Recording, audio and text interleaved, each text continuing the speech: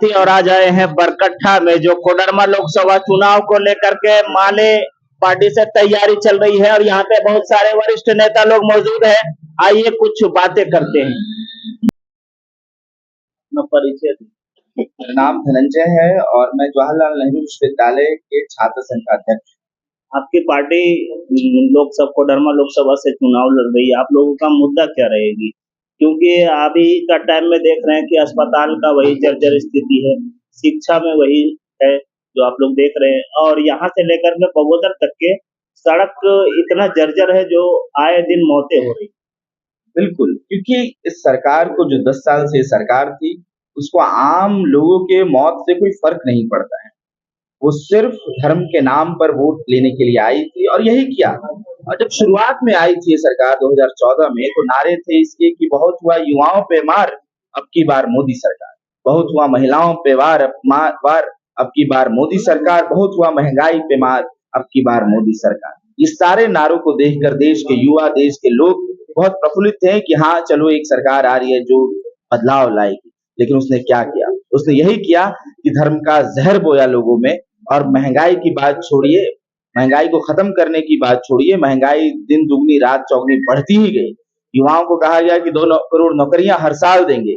नौकरियां देने की बात तो अलग है, नौकरियां छीन ली गई। यही कोविड के समय में जो भी यहाँ छोटे-छोटे शहरों से, कोडरमा से, धनबाद से, बोकारो से, अलग-अलग जिलों से जो नौकरियां कर रहे थे लोग, कहीं दूर-दूर जाकर उनकी नौकरियां चली गई।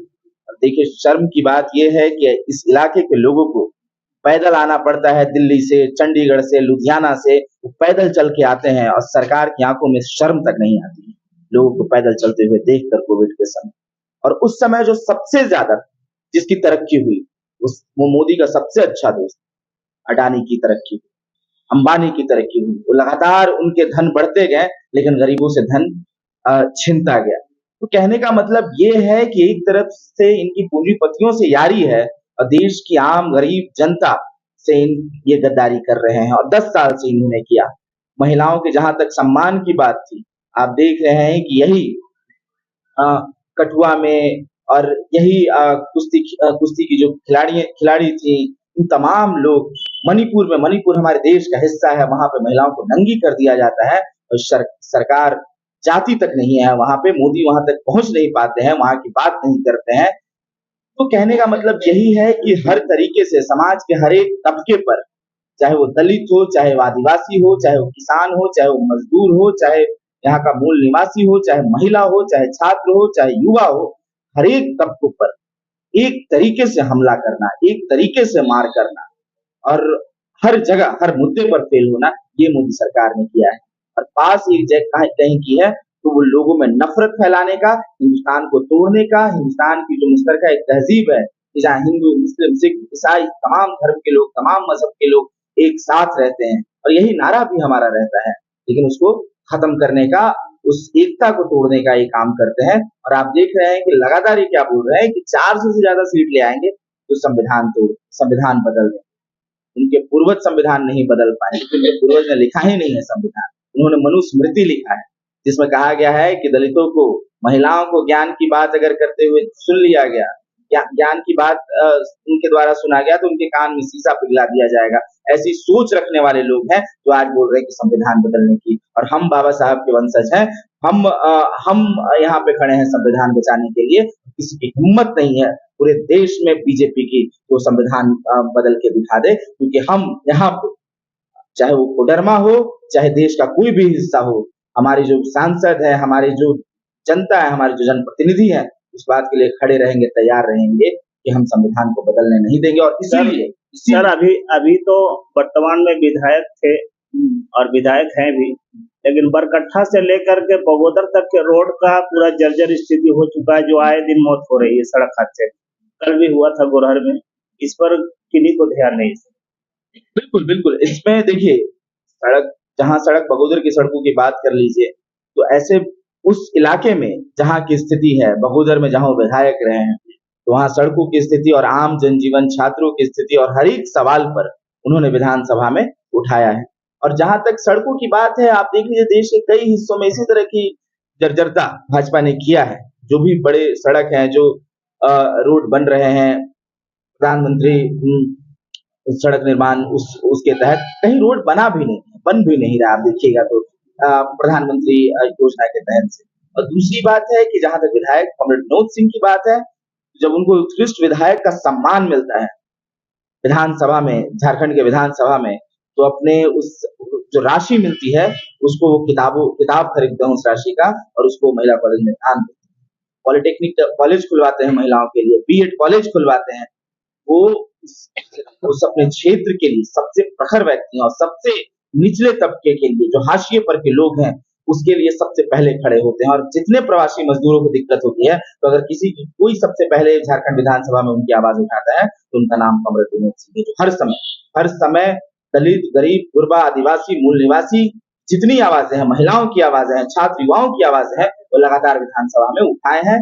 और त्रिलोकीनाथ है। कहाँ से हैं आप?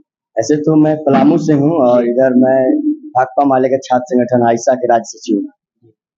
और क्या जनता को क्या विश्वास भरोसा दिला रहे हैं इस बारे में कि लोकसभा चुनाव को लेकर के कुछ तो आशा विश्वास होगा?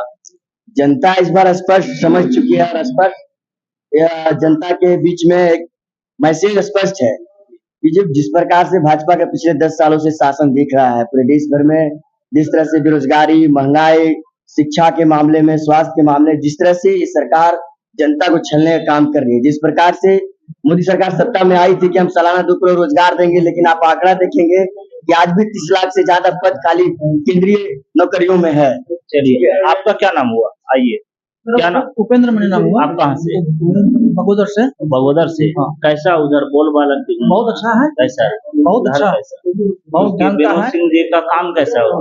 बहुत अच्छा, बहुत सराहनीय कार्य है उनका। रोड पर संसद में आने के बाद थोड़ा रोड पर एकदम ध्यान दीजिएगा, क्योंकि आए दिन मौत हो रही है। पूर्ण विश्वास के साथ मैं कहना चाहूंगा कि संसद में जाते हैं विनोद सिंह तो रोड के बारे में एकदम आवाज उठाएंगे ही उठाएंगे।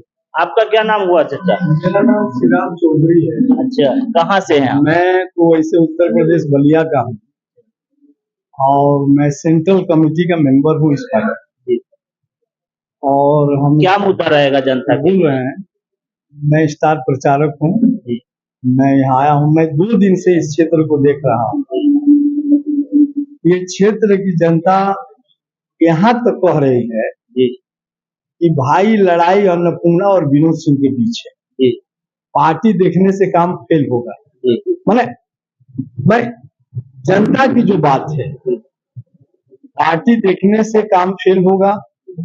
विनोद सिंह एक काम किया है और काम के बल पर, ईमानदारी के बल पर, अगर झारखंड के 81 विधानसभा विधायकों में अगर उत्कृष्ट विधायक हो सकते हैं, तो इनको अगर मौका दिया जाए पूरी ताकत के साथ, तो कोडरमा का भी एक बेस्ट एमपी हो सकते हैं। और कोडरमा के जो जनता के सवाल है, क्योंकि अगर आपके लिए कोई बोलेगा नहीं पार्लियामेंट में, मान लिया मोदी के नाम पर वोट देते हैं किसी को और वो एमपी आपका काम नहीं करता, और उसके बाद आप सीधे दिल्ली जाते हैं पीएमओ हाउस यहाँ के लोग और कहते हैं कि हम लोग मोदी जी से मिलना चाहते हैं क्योंकि हमारा एमपी काम नहीं करता है, तो वहां से संतरी दुकान का देकर भेज देगा कि एमपी से तो बातें नहीं कर पाई, चले आए दिल्ली। इसलिए जरूरत इस बात की है कि सरकार किसी की भी बने, जनता का तो सबसे बड़ा और सबसे जरूरत है अभी रोड, शिक्षा और अस्पताल। तो इसलिए जरूरत इस बात की है, जो कभी तैरा नहीं है वो तैर नहीं सकता, जो लड़ा है वही लड़ेगा। विनोद सिंह अगर बगोदर से लेके सवालों को लड़े हैं और अपने पिता के ही पदचिन्हों पर, कहीं कोई उनमें विचलन नहीं है, रुपया पैसा भ्रष्टाचार। जबकि झारखंड में हम देखते हैं कि अगर एक विधायक कोई जीत जाता है तो 5 साल में करोड़ों का मालिक हो जाता है, लेकिन विनोद सिंह के ऊपर कोई धब्बा नहीं है। जिस जगह हम बैठे हैं, एक ये संजय यादव का ही मकान, हमने पूछा कि यादव बिरादरी का क्या कहना, कहा हम नहीं जानते हैं यादव क्या करेंगे, लेकिन हम जब फोन करते हैं तो हाजिर होते हैं। तो हमारा ये कहना है कि सड़क के सवाल आए दिन मैं सुन रहा था, इसका बनने का कोई ठिकाना नहीं है, लगातार एक्सीडेंट हो रहा है। तो ये कमी केंद्र सरकार के अगर प्रतिनिधि यहाँ रही है तो उसकी कमी है, और वो शिक्षा राज्य मंत्री रही, कोई शिक्षा का डेवलपमेंट है। आप हम लोगों से कहेंगे आपके माध्यम से कि लोग जिनको देख लिया कई बार, अब उनको छोड़ के लड़ाकू विनोद सिंह को सांसद के बतौर भेजे। और हम देख रहे हैं कि समाज में ये विनोद सिंह चल रहा है कि ना हम लोग पार्टी कुछ नहीं, हम लोग विनोद सिंह को